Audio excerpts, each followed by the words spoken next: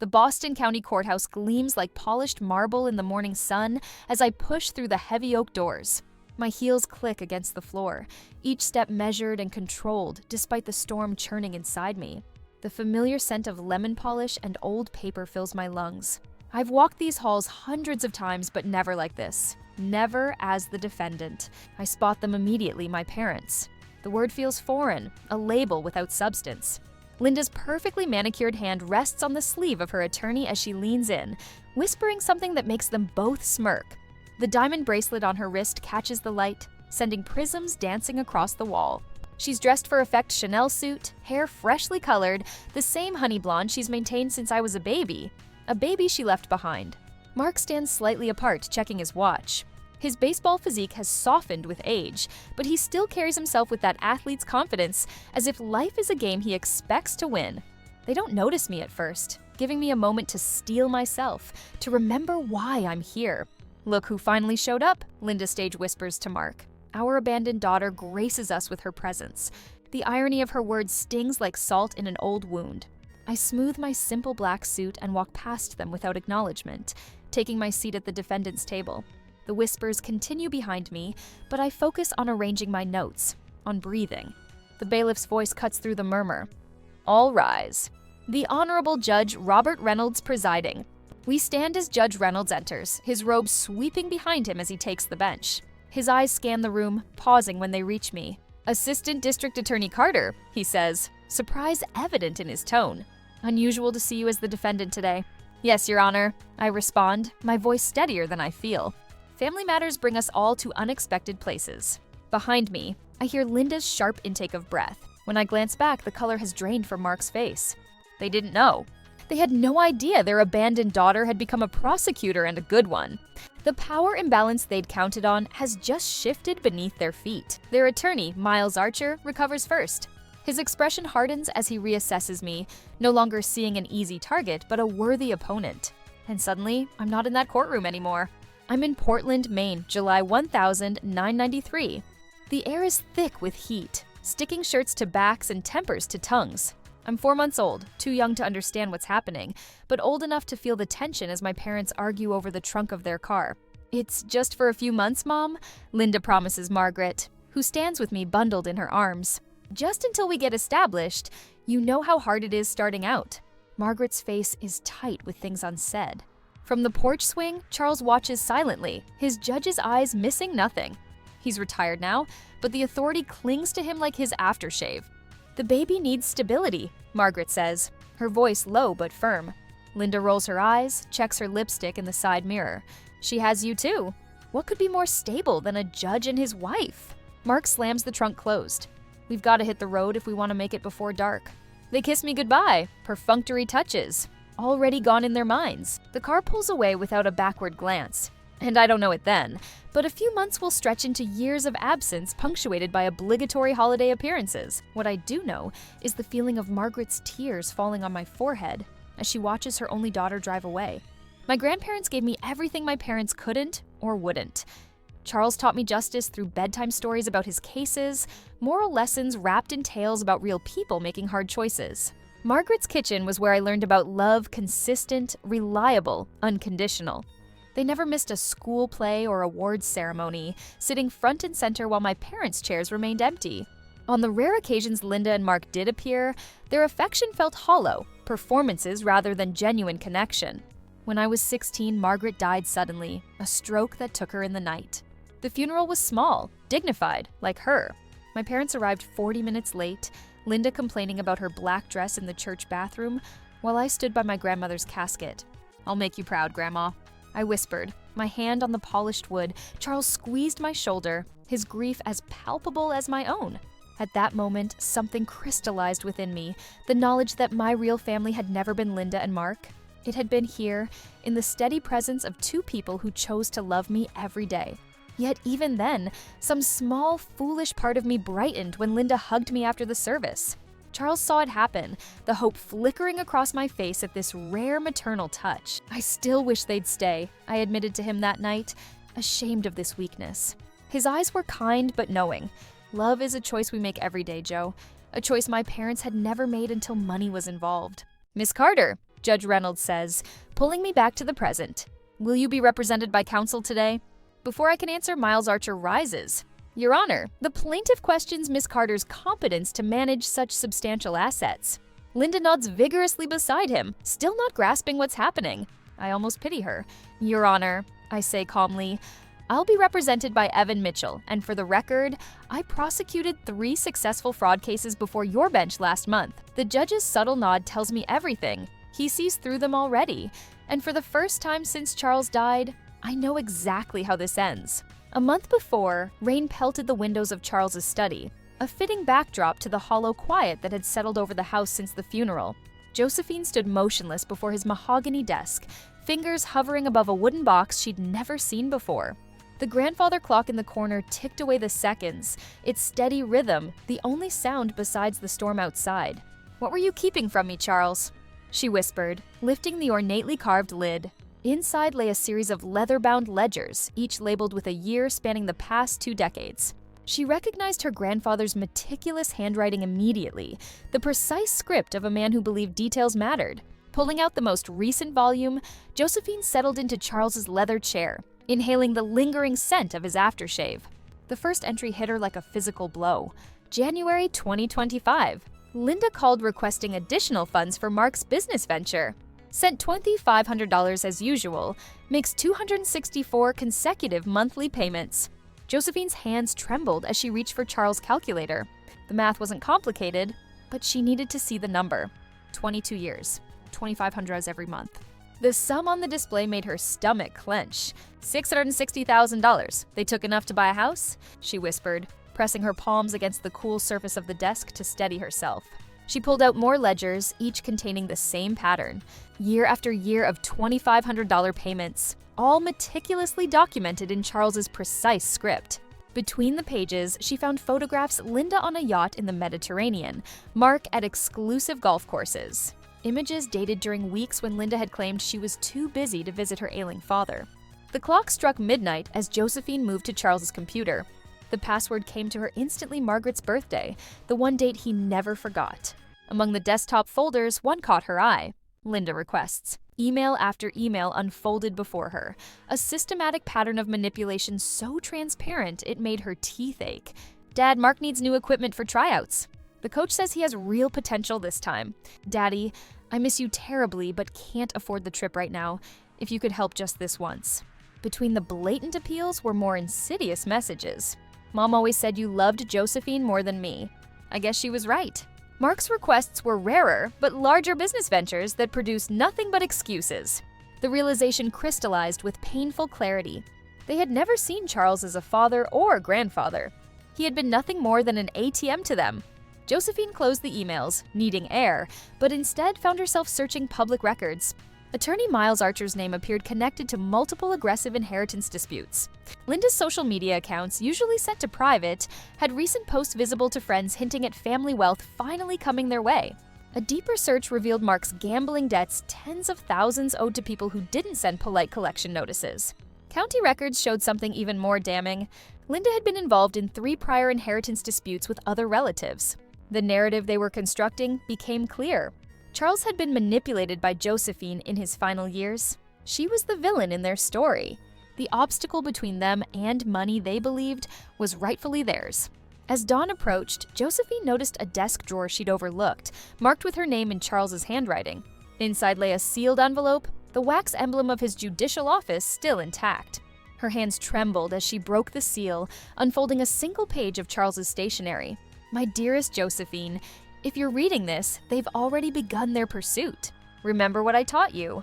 Justice isn't always found in courtrooms. Sometimes it's in standing firmly for truth. You have always been the best of me. They know it too, which is why they fear you. With all my love, Charles. Enclosed was a photograph she'd never seen Charles in his robes, young and resolute, with the same determined expression she recognized from her own mirror. The tears came then, hot and cleansing, giving way to something harder, more certain. She wouldn't surrender Charles's legacy to those who had abandoned them both. Defending herself wasn't just about money. It was about honoring the man who had chosen to be her father when her own hadn't. The next morning, Josephine met Judge Elaine Rivers at the courthouse cafe. The older woman's silver hair was pulled back in a severe bun, her eyes sharply assessing as they spoke in hushed tones. "Charles spoke of you with such pride, Josephine," Rivers said, stirring her coffee without looking at the spoon. "He knew this day might come." "What do I do?" Josephine asked, the first time she'd allowed herself to voice uncertainty. "Document everything." "Your parents underestimate you use that." Rivers slid a business card across the table. "Thomas Wilson clerked for your grandfather. He'll testify to Charles's mental clarity." That evening, Linda's voice filled Josephine's answering machine, saccharine and urgent. "Josie, darling, we need your legal expertise on this little inheritance matter." Josephine drafted her response carefully, each word a boundary. Within minutes of sending it, her office phone rang. "But we're family, but..." Linda's voice had lost its sweetness. "Family shows up for more than money, Mother." The word felt foreign on her tongue. An hour later, Mark's message arrived, threats thinly veiled as concern. Josephine saved it immediately, another piece of evidence for the growing file. That night, for the first time since Charles's passing, she slept without waking. The cost had been steep, the final severing of any hope for a genuine relationship with her parents. But in its place stood something stronger, the certainty that she was her grandfather's heir in all the ways that mattered. The Boston Globe lands with a thud on my kitchen counter 2 days later. Linda's face stares up at me from page 3, eyes brimming with perfectly timed tears. "Heartbroken mother fights for justice," screams the headline.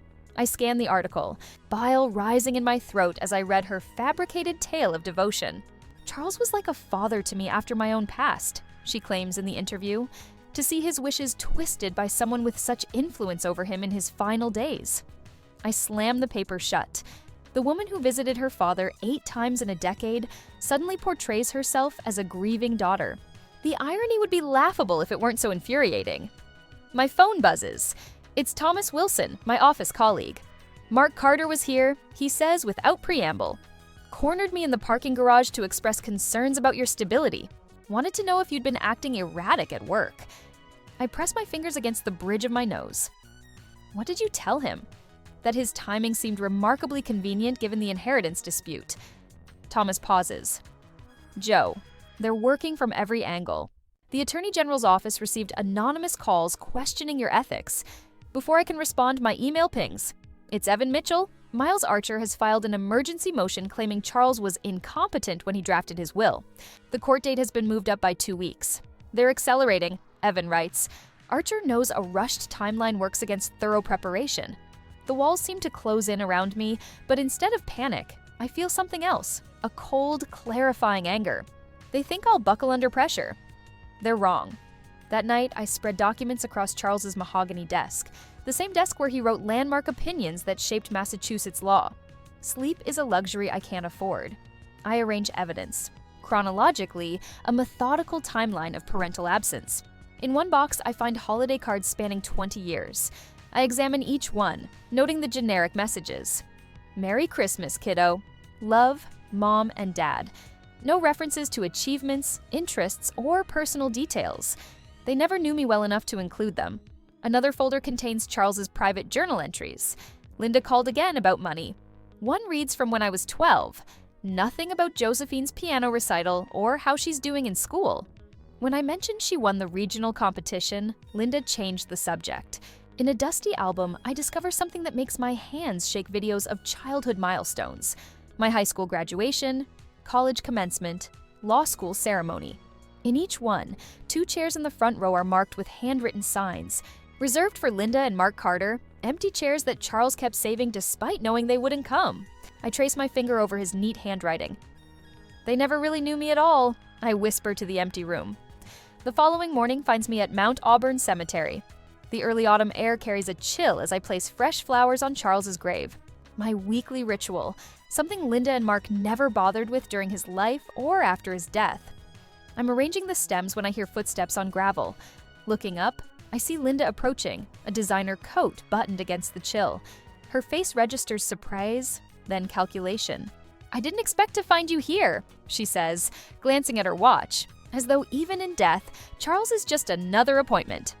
"I come every week," I reply, standing to face her. A groundskeeper works in the distance, the rhythmic sound of his rake scraping leaves the only noise between us. Linda's face hardens. You turned him against us. The accusation hangs in the crisp air. I take a measured breath, feeling Charles's presence beside me. He saw you clearly, I said, quietly. So do I. Something in my calm tone seems to snap her control. Her carefully crafted mask slips. You always had it easy. His favorite. She spits the words. We struggled while you lived in that mansion, getting everything handed to you. I look at her, really look at her, perhaps for the first time, seeing the desperate, bitter woman beneath the polished exterior. I had grandparents because I had to. I say, you had a father you chose to ignore. The slap comes fast, echoing between gravestones. My cheek burns, but I don't flinch. Linda's hand hangs in the air, her eyes widening as if shocked by her own action. That's the last time, I tell her, my voice steady. You will never touch me again. I walk away, leaving her standing alone by the grave of the father she never bothered to know. Back home, I find 3 voicemails waiting. Judge Rivers asking to meet privately about court procedures. Evan Mitchell offering to work pro bono. Charles helped me through law school when no one else would. The office manager approving extended leave despite our heavy caseload. Each call represents someone showing up contrasting sharply with the parents who never did. That afternoon, Thomas Wilson arrives with a thick folder. Archer has a pattern, he explains, spreading documents across my table. Questionable tactics in 3 prior inheritance cases, always representing clients with tenuous claims to large estates. As Thomas details his findings, my doorbell rings. Charles's former housekeeper stands on my porch, manila envelope in hand. I was with him every day for 15 years, she says firmly. That man was sharp until the end. I've written it all down, dates, conversations, everything. Use it however you need. After she leaves, I add her statement to a growing pile. People are appearing from every corner of Charles's life, offering support, testimony, evidence. Each one proves what true loyalty looks like. Late that night, I discovered something hidden behind Charles's law books, a leather-bound personal journal I hadn't seen before. My hands tremble as I open it. An entry from the week before his death catches my eye. Linda called about the will today. Not about my health, though she claimed otherwise. Asked probing questions about my estate planning. Never once asked how I was feeling. I turned to the final page, dated 3 days before he died. Appointed Josephine executor, knowing she alone has integrity to handle this. The others will come for what they think they deserve. They'll underestimate her, as they always have. Tucked. Inside the back cover is a sealed envelope addressed to the probate judge, explaining in Charles's precise handwriting his sound mind and deliberate decisions regarding his estate. 2 days later, in the preliminary hearing on the competency challenge, I sat beside Evan as he presented this letter along with medical records and witness statements. Miles Archer's face grows increasingly tense as Judge Reynolds reviews the evidence. The evidence suggests Justice Carter was acutely aware of his decisions and their implications. Judge Reynolds finally declares dismissing the motion.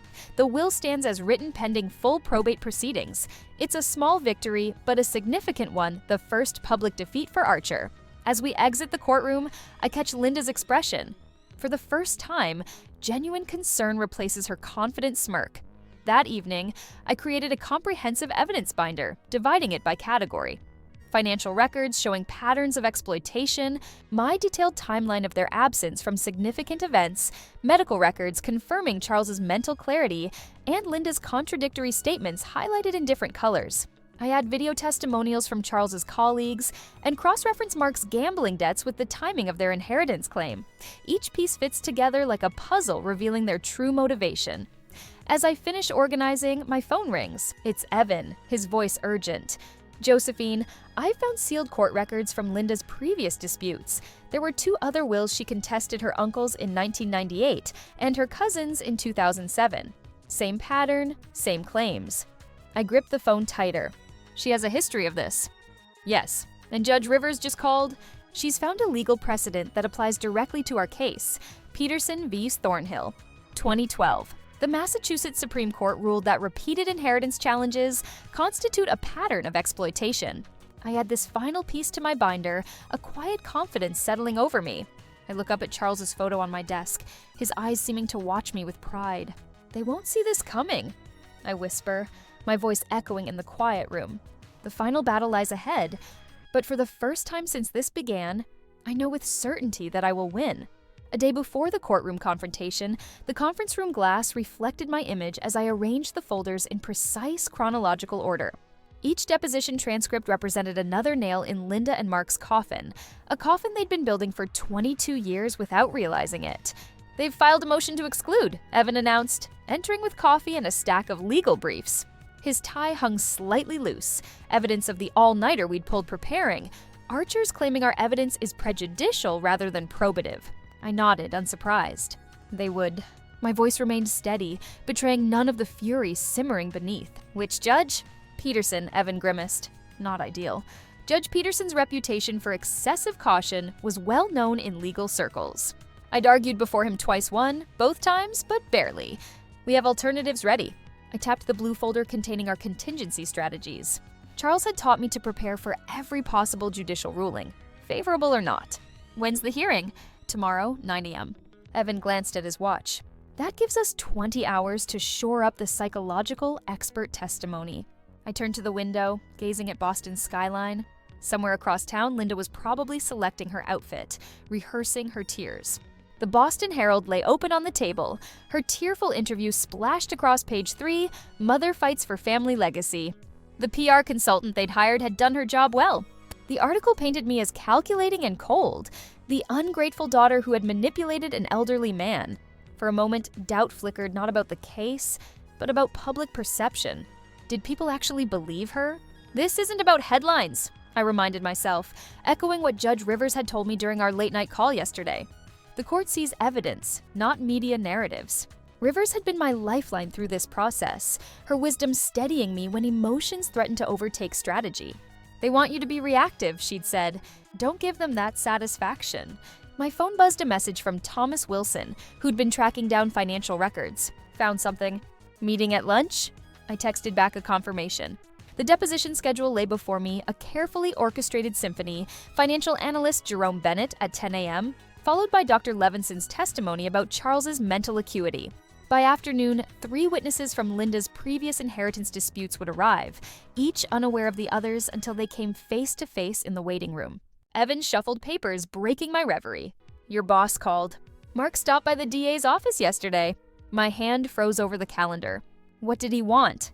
"Raises concerns about your emotional stability and potential conflict of interest." Evan's jaw tightened. "Suggested you might be misusing office resources." The calculated nature of their attack revealed both intelligence and desperation. Attack my professional standing while challenging my evidence. I closed my eyes, allowing 3 seconds of pure rage before compartmentalizing it away. "What did Jameson say?" "Told him to put any concerns in writing and submit them through proper channels." Evan smiled slightly, then mentioned he was looking forward to attending court tomorrow in support of his most promising ADA. Something warm unfurled in my chest. Not triumph, but recognition. This was what support looked like. Not Linda's tearful performances or Mark's false concern, but people standing beside you when attacks came. By noon, I'd corrected the technical filing errors Archer's team had identified. A simple date discrepancy, easily remedied but sufficient for delay if left unchallenged. Their strategy was becoming clear. Death by 1,000 paper cuts?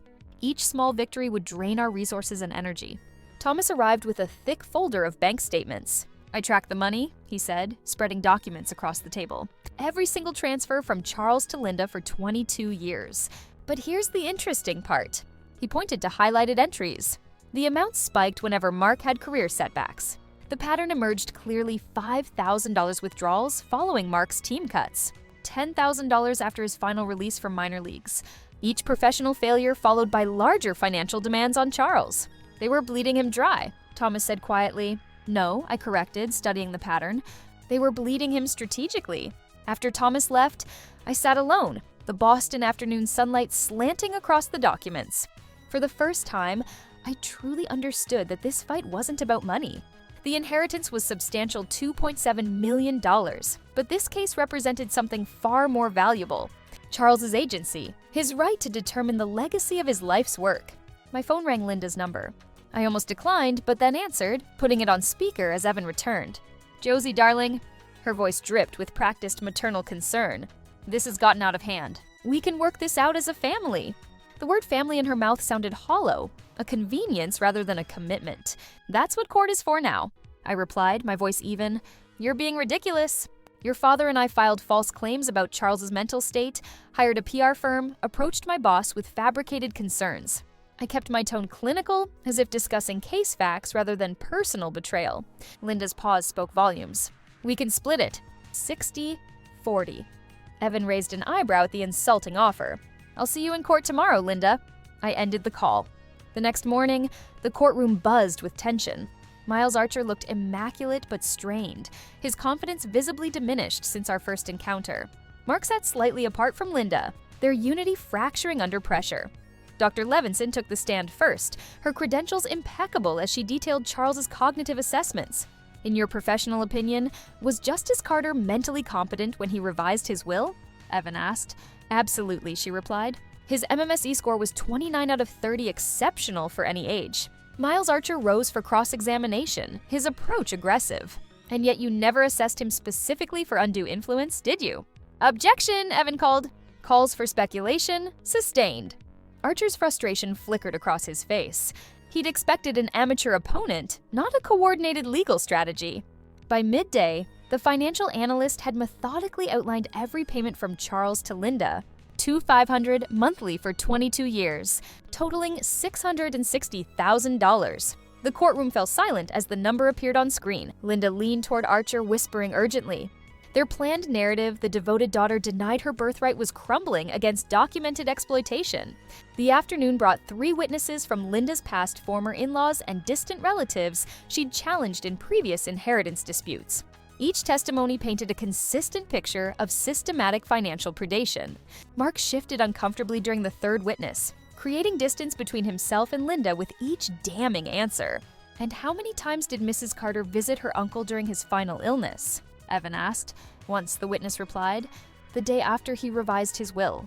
The judge's gaze sharpened, his pen pausing mid-note. When court adjourned, reporters clustered around Linda, but her rehearsed tears seemed theatrical now, her claims of maternal devotion hollow against the morning's evidence. I packed my briefcase methodically, neither rushing nor lingering. "First round to us," Evan murmured as we exited. "But tomorrow will be harder." I nodded, aware of Linda watching from across the rotunda, her expression calculating. Tomorrow would bring their counter-witnesses, emotional appeals, and character assassination. But for the first time since Charles's death, I felt his presence beside me. Not as grief, but as strength. His voice echoed in my mind. Justice isn't always found in courtrooms. Sometimes it's in standing firmly for truth. And the truth was finally emerging. One document, one testimony, one undeniable fact at a time. After the trial was over for the day, the tap of Linda's designer heels echoes down the hallway of the Attorney General's office, unnaturally loud against the morning quiet. She appears at my doorway unannounced, eyes already glistening with tears that haven't fallen yet, a performance prepared before arrival. "Josie," her voice breaks on cue. "Can we talk, just us?" I gesture to the chair across from my desk, noting the familiar bracelet at her wrist, the one Charles bought her for her 30th birthday. She's brought childhood photos too, spread across my desk like playing cards. "Blood is thicker than water, Josie," she says, her fingers tracing the edge of a faded Polaroid me at 6, sitting on Charles's lap while he reads. "Linda wasn't there that day. We're still family, despite everything. Is that why you're here? Family sentiment?" She dabs at the corner of her eye. "We want to settle. We'll drop the case for just half the inheritance. It's more than fair. Half of what Charles explicitly left to me." Linda's hand trembles as she pushes a photo closer Margaret holding me at my high school graduation. "Your grandmother would want us to reconcile. Margaret always believed in forgiveness." My phone buzzes. "Mark? The third call in 20 minutes. A two-front assault. "Your cousins are worried about you, Josie," Linda continues. "Everyone thinks you're making a terrible mistake. They all remember how close we were." Something inside me wavers, that old childish hope flaring briefly before I extinguish it. I stand, gathering her photos into a neat stack. "Court reconvenes at 9 tomorrow, Mother." The courthouse feels different this morning.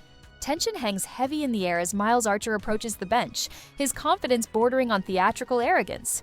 "Your Honor," he begins, voice pitched to Carrie. "This case at its core is about manipulation. Manipulation of an elderly man by a woman who positioned herself as his sole caretaker while systematically isolating him from his daughter, his true blood relation. I watch the judge's expression, searching for signs of doubt. Archer is good, better than I expected. The defense has presented Charles Carter as a brilliant legal mind, untouched by age. But brilliance creates blindness, Your Honor. Miss Carter orchestrated a campaign to control her grandfather's final years, and, consequently, his estate. Archer turns, gesturing dramatically toward me. We move for an immediate psychological evaluation of Josephine Carter. This pattern of control suggests deep-seated issues requiring professional assessment before any distribution of assets. Whispers ripple through the courtroom. Beside me, Evan scribbles furiously on his legal pad. Furthermore, Archer continues, we present affidavits from 3 of Charles Carter's former colleagues who noted his declining faculties in his final years. My stomach tightens. These are new witnesses, people who barely knew Charles in his retirement. The execution of the will itself contains procedural irregularities. Archer announces, producing documents with a flourish, witnessed by individuals with clear loyalty to Miss Carter rather than neutral parties. Judge Reynolds glances at me, his expression unreadable. For the first time, I feel uncertain about the outcome. Then Charles's doctor takes the stand, and everything changes. Mr. Carter suffered from arthritis in his hands, doctor? Mendoza testified, but his mind remained exceptionally clear. I administered cognitive assessments every 6 months, as was his request. He scored in the superior range until his final days. I leaned toward Evan, whispering urgently, Charles is bank manager, call him next. Evan's eyebrows raise, we didn't prepare for him. Trust me. Minutes later, William Foster takes the stand, his bow tie slightly crooked above a starched collar. Mr. Foster, Evan begins, did Linda Carter ever attempt to access her father's accounts during his lifetime? Archer leaps to his feet. Objection, beyond the scope. I'll allow it, Judge Reynolds says. His interest clearly piqued. The witness may answer. Foster adjusts his glasses. Yes, on 3 separate occasions. Most recently, 4 days before Mr. Carter's passing, she presented a healthcare power of attorney document which Mr. Carter had never signed. The courtroom falls silent. I feel Linda's stare burning into my back, but I don't turn. No further questions, Evan says. What began as our defense has transformed into their prosecution. The final day arrives with the courtroom packed to capacity. I take the stand, hyper-aware of every eye upon me. Ms. Carter, Evan begins, why are you contesting your parents' claim to your grandfather's estate? I meet his gaze steadily. This case has never been about money. Methodically, I recount a lifetime of abandonment holidays spent waiting by windows, school events with empty chairs, birthdays marked by brief phone calls that came days late. I'd like to read from my grandfather's journal, I say, opening the leather-bound book. The 12th of October, 2018. Linda called today. I had hoped, foolishly perhaps, that my illness might inspire her to become a mother at last. Instead, she asked about my investment portfolio. Linda shifts uncomfortably as I continue, my voice steady. And this, I say, holding up a faded calendar, is my grandmother Margaret's tracking Linda's promised visits. Red X marks cover the pages, each representing a disappointment. 22 years of broken promises, Your Honor. When I finish, Evan rises again. Your Honor, we request permission to play a video deposition from Charles Carter, recorded 6 months before his death. Archer objects immediately, but Judge Reynolds overrules him. Charles appears on the courtroom screens, sitting in his study. His hands may be gnarled with arthritis, but his eyes are sharp, his voice clear and deliberate. I make this recording in sound mind and body. He begins, anticipating a challenge to my will. I leave my estate to my granddaughter, Josephine, not out of confusion or manipulation, but with clarity of purpose. He leans forward slightly, those judicial eyes I knew so well looking directly into the camera. Linda, if you're watching this, know that I loved you until my last breath. But you chose absence. Josephine chose loyalty. The law recognizes both blood and choice, and so did I. Linda gasps audibly. Mark stares at his shoes. Financial records appear next 22 years of monthly payments highlighted in red. $660,000 total. A calendar shows Josephine's daily care for Charles. 2,500 days versus Linda's 8 visits over the same period. Finally, the clerk reads Charles' letter to the court, his words filling the room. I point Josephine my executor, knowing she alone possesses the integrity this responsibility requires. Judge Reynolds delivers his ruling without returning to chambers. This court finds the challenge to Charles Carter's will without merit. The will is upheld in its entirety. He pauses, removing his glasses. I find this lawsuit frivolous at best, predatory at worst. Attorney fees will be paid by the plaintiffs. Linda jumps to her feet. This is absurd. I'm his daughter. Order! Judge Reynolds snaps, his gavel punctuating the command. This court is adjourned. Reporters swarm as we exit the courthouse. Linda pushes through them, reaching for my arm. Josie, she pleads, her voice breaking. I'm your mother. I turn to face her fully. Camera flashes illuminating the moment. Margaret was my mother, I say quietly. You gave birth. Linda collapses into tears, the scene playing out before a dozen news cameras. Mark walks away without a backward glance. The power dynamic from our first courthouse encounter has inverted completely. Outside, sunlight warms my face. I shrug off my professional jacket, suddenly feeling lighter than I have in months. Deep breath, Evan says, smiling beside me. You did it. How do you want to celebrate? I consider this as we walk down the courthouse steps. I think I'll plant roses at their graves today. The driver opens the car door with a nod. Where to, Assistant District Attorney Carter? I slide into the back seat, catching a glimpse of the courthouse growing smaller in the window. Home, I say. Finally, just home. A year later, the morning light streams through my office windows. Windows I unblocked last month after realizing I'd been working in Charles's shadows for too long. The walls breathe now, lined with law books that blend his collection with volumes I've added. Margaret's knitting basket sits repurposed on my credenza, filled with case notes instead of yarn, but still carrying her essence. The phone rings, jolting me from contemplation. Judge Carter? It's Angela from the Foundation. Her voice brims with the particular warmth reserved for good news. The scholarship committee just approved the first 5 recipients for the Carter Fund. My fingers traced Charles's gavel, polished oak now displayed prominently on my desk. Tell me about them. All raised by grandparents. One girl from Portland reminds me of your story. Her essay mentioned feeling more authentic with her grandmother than she ever did with her mother. Something uncurls in my chest. That's exactly what we created this for. I glance at my calendar, no longer crammed with obligations, but filled with purpose. The inheritance that Linda and Mark had coveted now funds college educations for children whose stories mirror my own. The robing ceremony last week still feels dreamlike. Becoming a circuit court judge in the very courthouse where my battle with Linda played out carries a symmetry even Charles couldn't have scripted. Judge Rivers placed the black robe over my shoulders in the chamber Charles once used, her hands steady on fabric that carries generations of justice. Your grandfather stood exactly where you are, she'd whispered. But you've already gone further than he hoped. Before leaving that day, I slipped a small photo of Margaret and Charles into the robe's inner pocket, where it rests against my heart during proceedings. The court clerk did a double take when changing the nameplate outside the chamber door. The Honorable Josephine Carter. The echo of Charles's title now carries forward through me. The letter from Linda arrived yesterday. Cream envelope, expensive stationery, her flowing script offering, reconciliation, now that I've made something of myself. A year ago, it would have triggered desperate hope or burning anger. Today, I simply read it twice, considering her words with the same measured assessment I give to any case before my bench. My response was brief. I wish you well, but our paths diverged long ago. No anger, no vindication needed, only clarity. Judge Rivers noticed the shift over coffee this morning. Charles would be proud of your piece, she said. The hardest judgment is knowing when to close a case for good. She's right.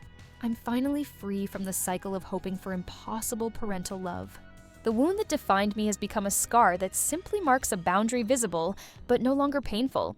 The healing hasn't been solitary. I've started an informal mentoring program for young lawyers, especially those navigating complicated family dynamics. The roses I plant at Margaret and Charles's graves bloom now in spring and fall. My therapist, whom I no longer hesitate to mention in conversations with colleagues, helped me create new holiday traditions to replace painful memories. Last night, I wrote in my journal, "Finding family isn't about blood, but about presence." Yesterday, Jennifer Davis, a young attorney with eyes that carry too much history, stopped me in the hallway. "My mother's contesting my grandmother's will," she admitted, voice barely steady. I didn't impose my story on her, but shared Charles's wisdom. Justice begins with honoring truth. 5 years from now, standing before the mirror in the Massachusetts Supreme Court chambers at 41, I adjust my robe and catch a glimpse of my reflection. For a moment, Linda's mocking face from that first courtroom flashes in memory, but it's distant thunder, no longer a storm that threatens to drown me. The bailiff's voice echoes through the chamber. All rise for Justice Carter. The weight of legacy rests on my shoulders with a quiet confidence that comes from knowing exactly who I am. 20 years later, gray threads through my hair as I preside over a family case remarkably similar to my own. The young woman on the stand speaks of grandparents who raised her when parents abandoned their responsibilities. I quote Charles's letter verbatim, the words burned into my memory. Justice isn't always found in courtrooms. Sometimes it's in standing firmly for truth. My closing statement resonates through the chamber. Justice is the family we choose. Presence is how we prove it. A new generation of lawyers scribbles notes, learning not just law, but legacy. As the courtroom clears, my fingers touch the small photo in my robe pocket, now worn at the edges but clear in purpose. Charles was right. Love is a choice we make every day.